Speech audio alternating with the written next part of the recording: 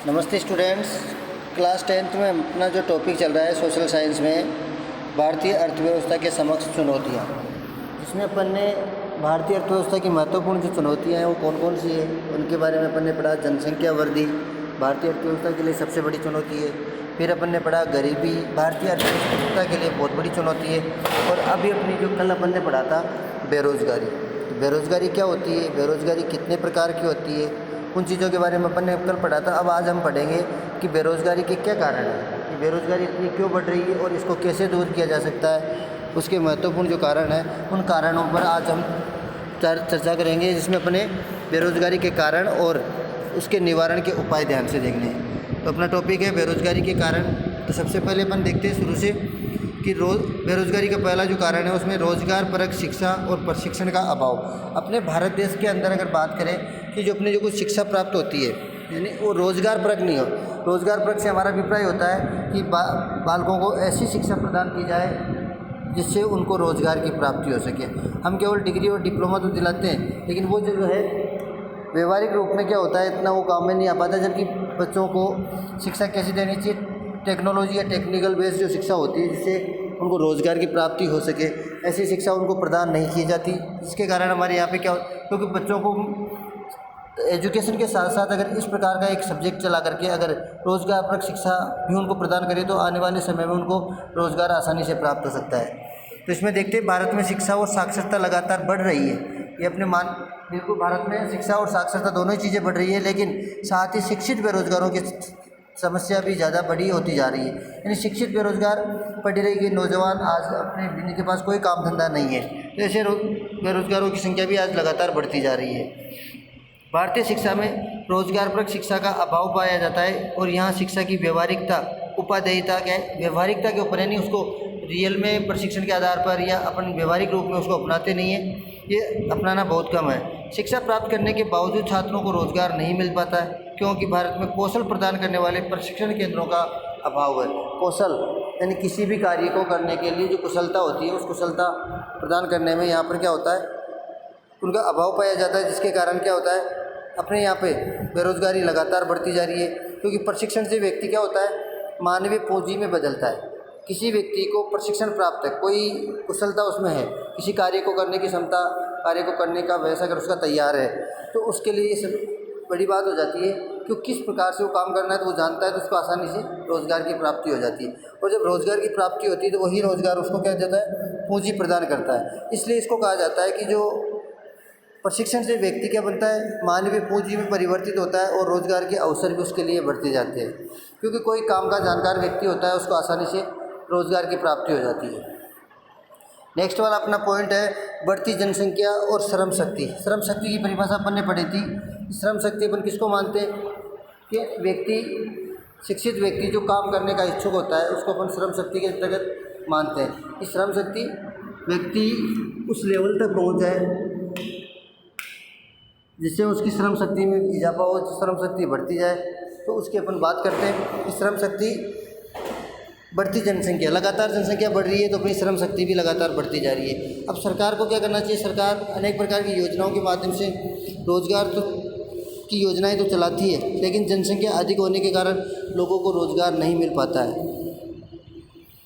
भारत में लगातार जनसंख्या श्रम शक्ति तेज़ी से बढ़ रही है, यानी लगातार जो युवा पीढ़ी है वो लगातार बढ़ती जा रही है और युवा पीढ़ी के पास रोज़गार का अभाव है, जिसको रोज़गार के देने के लिए अवसरों में वृद्धि करनी होगी। सरकार को ऐसे प्रयास, ऐसी नीति अपनानी होगी जिससे वहाँ के लोगों को, वहाँ के युवाओं को रोज़गार की प्राप्ति हो सके। अनुपयुक्त तकनीक तीसरा महत्वपूर्ण कारण है बेरोज़गारी का, कि भारतीय कृषि जो है, कृषि और अन्य औद्योगिक क्षेत्रों में आधुनिक तकनीकी को तेज़ी से अपनाया जा रहा है। आज धीरे धीरे हम क्या है मशीनरीकरण का प्रयोग ज़्यादा से ज़्यादा करते जा रहे हैं। जब मशीनों का प्रयोग ज़्यादा से ज़्यादा होगा तो उससे क्या होगा, यहाँ पर जो काम करने वाले व्यक्ति थे वो व्यक्ति क्या हो जाएंगे, बेरोज़गार हो जाएंगे। तो अनुपयुक्त तकनीक, आज हम तकनीकों का सहारा लेकर के हम कार्य करने लगे हैं, तो तकनीकों के सहारे के कारण वहाँ के जो व्यक्ति थे उन व्यक्तियों को रोज़गार छिन गए। आज भारतीय कृषि और उद्योगों में आधुनिक तकनीक को तेज़ी से अपनाया जा रहा है, जिससे पूंजी और श्रम की क्या होती है, पूंजी यानी पैसे की भी बचत होती है और मेहनत भी कम करनी पड़ती है। इसकी वजह से, मशीनों की वजह से। लेकिन भारत जैसे विशाल देश में ये जो तकनीक है ये उपयोगी नहीं है, क्योंकि यहाँ पर इससे लोगों के रोज़गार क्या है छिन जाते हैं इसलिए भारत में ऐसी तकनीक अपनाने की आवश्यकता है जिससे भारतीय जनसंख्या को अधिक से अधिक रोजगार की प्राप्ति हो सके। यानी ऐसी तकनीकों का सहारा ले जिसमें लोगों को रोजगार की प्राप्ति ज़्यादा हो। नेक्स्ट वाला देखते हैं, कृषि का पिछड़ापन। आज भी हमारी भारतीय जो कृषि है उस कृषि में पहले की अपेक्षा अपन देखते हैं कि आज धीरे धीरे कृषि का क्षेत्रफल है, कृषि का दायरा है, कृषि का अर्थव्यवस्था में योगदान है, वो धीरे धीरे कम होता जा रहा है। उसका कारण क्या है? कृषि का पिछड़ापन। कृषि के क्षेत्रों में क्या होता है, पहले की अपेक्षा अगर देखें तो 50% आबादी आज भी कृषि के ऊपर निर्भर है। तो जो श्रम शक्ति है जो कृषि के ऊपर निर्भर है उनको रोज़गार जब मिलेगा जब फसलों का उत्पादन अच्छा होगा। लेकिन फसलों का उत्पादन अच्छा नहीं होगा तो उन लोगों के लिए भी रोज़गार की समस्या उत्पन्न हो जाती है। पिछड़ी कृषि और धीमा विकास भी बेरोजगारी का बड़ा कारण है। आज भी 50% श्रम शक्ति इन्हीं क्षेत्रों से रोज़गार प्राप्त करती है, कृषि के क्षेत्रों से। कृषि का धीमा विकास इस विशाल जनसंख्या को रोज़गार के पर्याप्त अवसर नहीं दे पा रहा है और इस कारण से बेरोज़गारी लगातार बढ़ती जा रही है। रोज़गार विहीन आर्थिक विकास। रोज़गार विहीन, हम जो आर्थिक विकास डेवलपमेंट जो कर रहे हैं उससे सामान्य रूप से रोज़गार की वृद्धि होनी चाहिए, लेकिन वो ऐसा नहीं हो रहा है। सामान्यतः विकास के साथ रोज़गार के अवसरों में भी वृद्धि होती है, लेकिन भारत ने पिछले 35 वर्षों में काफ़ी विकास किया है। लेकिन इस विकास में सेवा क्षेत्र का योगदान ज़्यादा बढ़ा है, जिसमें अपन बोलते हैं प्राथमिक द्वितीय तृतीयक व्यवसाय। तो तृतीयक व्यवसाय का योगदान ज़्यादा बढ़ा है क्योंकि कृषि और उद्योगों की तुलना में सेवा क्षेत्र में रोज़गार के अवसरों में वृद्धि हुई है। कृषि और उद्योगों की अपेक्षा सेवा क्षेत्र के अंतर्गत रोज़गार के अवसरों में ज़्यादा वृद्धि हुई है, जिससे क्या है लगातार ये समस्या उत्पन्न होती जा रही है। लास्ट जो पॉइंट है, बेरोजगारी के कारण राजनीतिक इच्छा शक्ति और व्यवस्थित नियोजन का अभाव। अपने सरकार में बैठे हुए जो व्यक्ति होते हैं वो आज भी ऐसी नीतियों का निर्माण नहीं करते जिससे क्या है सामान्य जनता को या निम्न स्तर की जो व्यक्ति है जिनके पास रोजगार नहीं है ऐसे व्यक्तियों तक सरकारी योजनाओं का लाभ पहुंच सके। भारत में विकास के साथ साथ संरचनात्मक परिवर्तनों के कारण अधिक श्रम शक्ति को व्यवस्थित नियोजन से रोजगार प्रदान करने के लिए अर्थात बेरोजगारी निवारण हेतु सरकार द्वारा अनेक प्रकार के कार्यक्रम चलाए जाते हैं, लेकिन उनमें क्या होता है सामंजस्य का अभाव पाया जाता है। इसके कारण ये योजनाएं जो होती है वो क्या निर्धारित व्यक्तियों तक नहीं पहुंच पाती। उसका कारण होता है सरकारी योजनाओं में बहुत सारे रिसाव होते हैं। रिसाव से हमारा अभिप्राय ये कि केंद्र सरकार ने कोई योजना निकाली है तो जब जिन व्यक्तियों के लिए योजना निकली है उन व्यक्तियों तक पहुँचते पहुँचते वो योजना बीच में समाप्त हो जाए, उसका जो बजट होता है वो बजट बीच में समाप्त हो जाए। रिसाव का अर्थ होता है अपन किसी पॉलीथीन में किसी तालाब से पानी भर के लाते हैं, उसमें अगर एक छेद होता है तो हम घर पहुँचते पहुँचते वो जो पॉलीथीन है उसमें एक जल कितना रहेगा। उसी प्रकार अपन बात करें कोई एक पात्र लेते हैं, उस पात्र में यदि कोई छेद है और हम उसमें जल भर के अगर अपने को 1 किलोमीटर भी जाना है 2 किलोमीटर जाना है तो उस पात्र में हम जल ले जाएंगे तो वहाँ पहुँचते पहुँचते उसमें बिल्कुल थोड़ा सा जल रहता है। तो यही कंडीशन हमारी भारत सरकार द्वारा चलाई हुई योजनाओं की होती है, जिसके कारण क्या होता है लगातार बेरोजगारी बढ़ती जा रही है कि निर्धारित जिन व्यक्तियों के लिए योजनाएं बनाई जाती है उन व्यक्तियों तक वो योजनाएं नहीं पहुंच पाती है। अब अपन बात करेंगे बेरोजगारी को कैसे दूर किया जा सकता है, बेरोजगारी से कैसे निपटाया जा सकता है। तो उसके लिए भारत में बेरोजगारी और गरीबी की समस्या बहुत ज़्यादा जड़ जमा चुकी है, मतलब बहुत गहराई से स्थापित हो चुकी है और इसके निवारण हेतु अनेक उपाय अपनाने की आवश्यकता है। सरकार ने पिछले 40 वर्षों में बहुत से मजदूरी स्वरोजगार के कार्यक्रम चलाए और इसे दूर करने का प्रयास भी किया है। मनरेगा जैसी योजनाओं से रोजगार प्रदान कर ग्रामीण क्षेत्रों में गरीबी और बेरोजगारी में कमी तो आई है, लेकिन वो कमी क्या है काफ़ी नहीं है। इससे अनेक ऐसे स्वरोजगार कार्यक्रमों ने शिक्षित और कुशल लोगों की बेरोजगारी को कम कर दिया, लेकिन बेरोजगारी की दर को शून्य किया जाना असंभव, यानी कि हर व्यक्ति को रोजगार देना ये संभव नहीं है। बेरोजगारी की दर को शून्य नहीं किया जा सकता। अर्थव्यवस्था में अल्प मात्रा में संरचनात्मक और घर्षणात्मक 2 प्रकार की बेरोजगारी का अस्तित्व बना रहता है। बेरोजगारी जो है उस अर्थव्यवस्था में अल्प मात्रा में कुछ मात्रा में संरचनात्मक जो ढांचों में परिवर्तन होता है जिसके कारण कुछ लोगों की रोजगार छिन जाते हैं, या घर्षणात्मक बेरोजगारी जिसका अपन बोलते हैं 2 अवधियों के मध्य जो बेरोजगारी होती है उसको अपन घर्षणात्मक बेरोजगारी। अभी घर्षणात्मक किस कारण से, कई बार हम उद्योगों में फैक्ट्री में काम करते हैं और वहाँ पर हड़ताल के दौरान या किसी ऐसी आपदा के कारण वहाँ पर क्या होता है रोजगार कुछ समय के लिए बंद हो जाते हैं। तो ऐसे 2 अवधियों के मध्य में जो बेरोजगारी उत्पन्न होती है उसको घर्षणात्मक बेरोजगारी की श्रेणी में मानते हैं। बेरोजगारी के कारण एक राष्ट्र जो होता है बेरोजगारी के कारण अपने जो अधिकतम उत्पादन के स्तर को प्राप्त नहीं कर पाता है और जिससे उससे अब उत्पादन बढ़ेगा तो रोज़गार बढ़ेंगे, अब उत्पादन ही अगर नहीं बढ़ेगा तो रोज़गार कहाँ से बढ़ेंगे। इसका उत्पादन करके सभी को रोज़गार प्रदान कर सके, ऐसी तकनीकों की आवश्यकता आज अपने को है।